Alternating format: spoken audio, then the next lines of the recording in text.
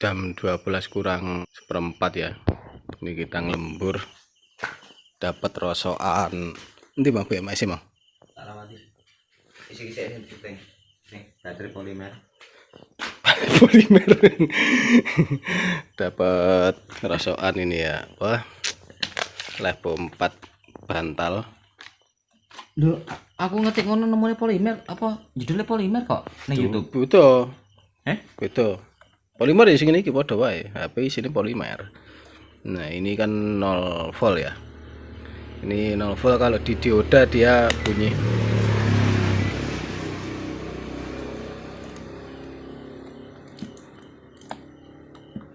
Gimana kamu nih Hari?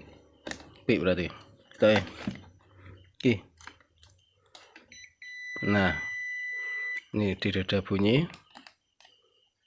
Nah, ini bagus. Nah, ini bunyi. Nah, ini yang dua yang dua ini Proses charging. ada yang bunyi Bunyi semua nih ya.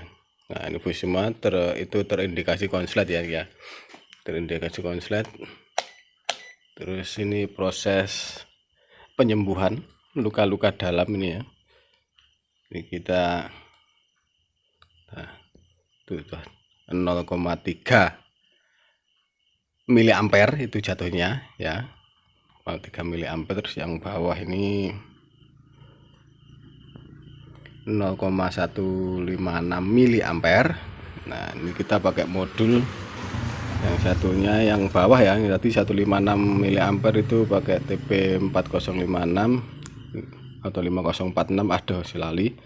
Yang ini pakai modul 5100 ya, 2 ampere 1 ampere.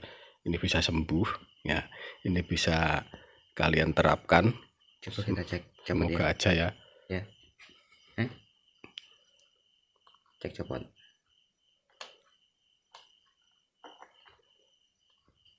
Cek. Nah, dia udah bisa menyimpan sesuai, Tapi turun terus. Nah, kok turun terus?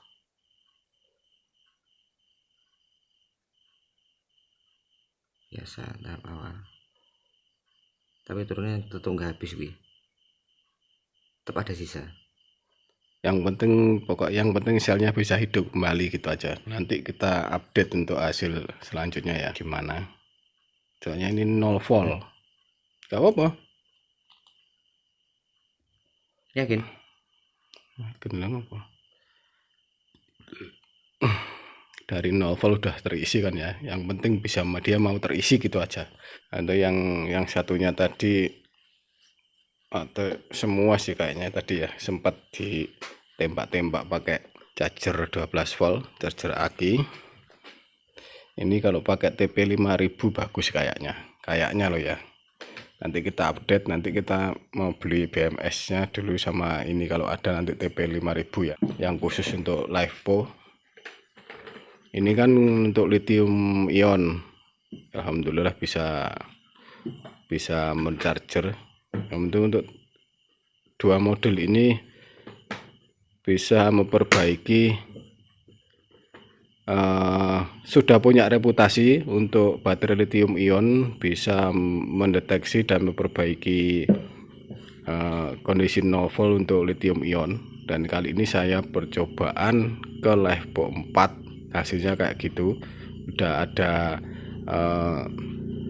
indikasi dia mau sembuh ya, atau mau menyimpan istilahnya. Nanti hasil akhirnya kita lihat aja. Tapi yang penting ini nggak panas ya. Kita cek. Nah, ini dingin-dingin aja. Kalau kalian mendapatkan ini hangat atau panas, nggak usah diteruskan. Itu berbahaya sekali. Dan kalau bisa jangan ditinggal tidur ya. Ini biasanya kalau saya benerin baterai itu nggak saya tinggal tidur. Biasanya kayak gitu. Biasanya. Tapi untuk ini kali ini malam ya, udah malam. Ini nanti rencananya wis gini ya. Misalnya kalau ini kan ya butuh turun kok sebulan rek. Wis gak apa-apa lah, misalnya iki dijalenan nisor ditaruh di bawah ya, taruh di bawah dengan posisi di charger terus dipisah, maksudnya ya, dipisah, dijauhkan dari yang mudah terbakar, ditinggal tidur. Misalnya meledos kan, iki meledos iki sih rusak paling baterai ini, marono modulnya sak kabel ya. Untuk cas-casannya mesti jelas aman lah, cas-casannya kan ada modul proteksi. Bisa ngono wae. Oke, ini baterai sudah saya biarkan selama 3 harian setelah di charger kemarin, dan ini adalah sortiran. Ini tips dari saya. Pertama, saya gunakan charger HP yang 2 ampere dengan kabel orisinal, dan memang lebih baik untuk penyembuhan dengan kapasitas besar itu harus menggunakan TP5100. Pakai modul charger yang 5100 jika kalian nggak punya TP5000 ya. Terbukti keduanya bisa menyembuhkan ya. Yang 1 ampere juga bisa, yang 2 ampere juga bisa, tapi bedanya yang 1 ampere itu pengisiannya lebih lambat. Bahkan ya saat yang satu ini sudah dapat 100 miliampere, yang pakai TP5100 itu baru mulai itu sudah kesalip, alias lebih cepetan yang 2 ampere. Lalu yang baterai yang menggunakan TP4056 ya, yang 1 ampere itu kok ya lupa terus toh. Itu awalnya baterai tipis, setelah di charger pakai itu sudah lambat, dia jadi kembung. Jadi rekomendasi saya adalah pakai TP5100. Dan nanti ada video di terakhir yang baterai sudah saya sortir dan keadaan bagus. Dan ini kita cek ya. Ini baterai sudah saya biarkan selama 3 hari.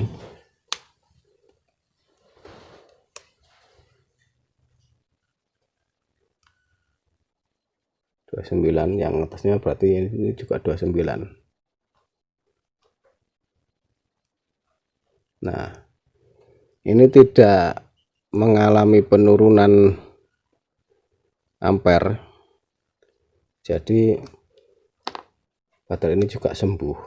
Ini bisa kalian terapkan di rumah jika kalian mendapatkan baterai yang sowak kayak gini ya. Alhamdulillah bisa sembuh, dan yang sudah saya sortir keadaan bagus, benar-benar bagus, belum saya tusuk, belum saya ini bekas tusukan terus saya kasih lem besi. Jika kalian menusuk baterai ini, itu isolasi kembali dengan isolasi aluminium ya. Isolasi aluminium itu yang biasa dipakai juga untuk tempelan panci ya. Itu pakai itu aja, jangan pakai lem besi kayak gini. Ini terbukti nggak awet, nggak bisa dikelontok.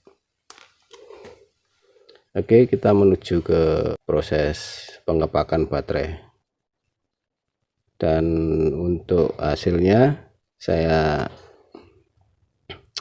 nanti kasih tahu di akhir juga setelah pemakaian kayak gitu. Dan untuk BMS nya, jika ini dipakai di luar panel surya atau tanpa SCC atau langsung dilut untuk keperluan lain, itu kalian boleh atau bisa membeli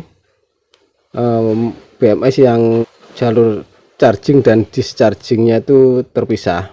Itu bisa dipakai kalau nggak mau ribet. Dan untuk keperluan panel surya yang ini dihubungkan langsung ke SCC, belilah BMS yang jalur charging dan dischargingnya itu menjadi satu. Jadi keluaran dari BMS ya 2 plus dan min, P1 P2 atau P min P plus, C min C plus, itu jadi satu ya kayak gitu. Oke, maksudku ngene, iki dicoba kene tok loro iki charging tok dilebokne kono. Oh, gelem ngelut ora Mas. Nah, ngono. Ya nek diukur kene mah kudune gelem lho ya. Insyaallah. Kan dicoba lek iki mbok gandeng aku sir iki konslet. Wis ngono tok, masalah iki gak gandeng iki. Berarti ya taruhlah saiki mau kita ukur kan keluar voltasenya. Iya. Berarti di sebelah wae iki.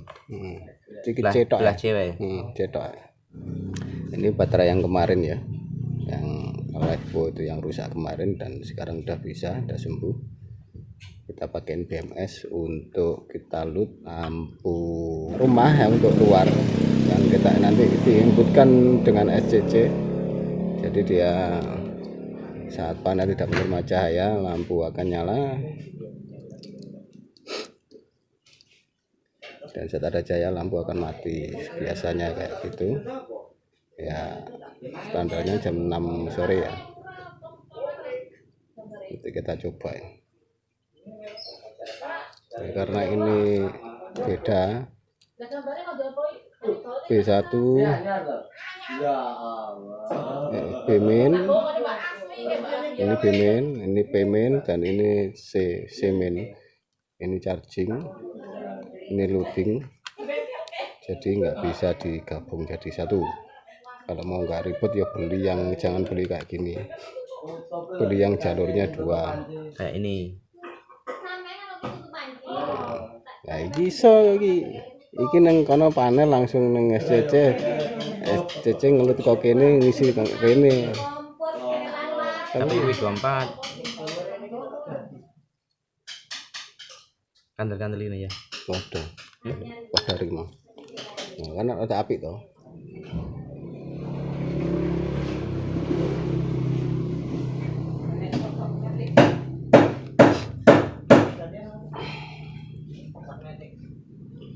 Baterai ini bolak balik rabu.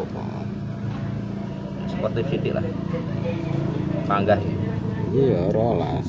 12,8, wingi 12,82. Wes iki tadi ditutup dipasang nang lut iki. Iya. Sembarang mah. Iya, lan piye dong dipenggak ora kena ya sembarang to jawabanku. Ngopo? Lho ya. Ini ta maksudnya? Iya.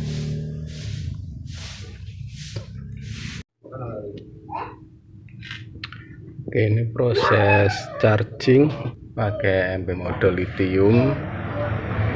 Voltasenya sudah 13,7 tapi nggak mau cut off.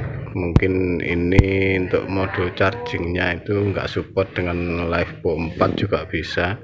Nah, dan untuk info, kemarin itu sudah kita load melalui SCC juga untuk menghidupkan lampu 10 watt. Ada dan beberapa lah, itu hanya mampu 2 jam.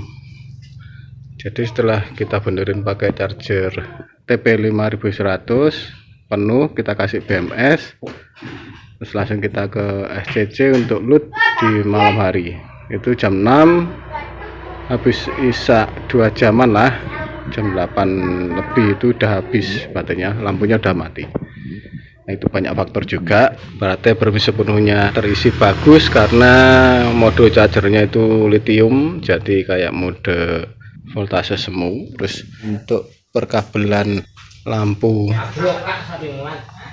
juga pengaruh, jadi masih banyak faktor. Nanti kita coba untuk kita charger yang memang khusus untuk Livebo 4, jadi semoga bisa bagus hasilnya.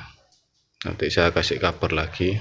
Dan untuk kalian yang mungkin ada pengalaman kayak gitu untuk SCC ini, untuk mencharger Livebo 4 itu bisa enggak? Tolong di kolom komentar ya. Ini juga pertama kali masalahnya pakai SCC ini untuk Livebo 4.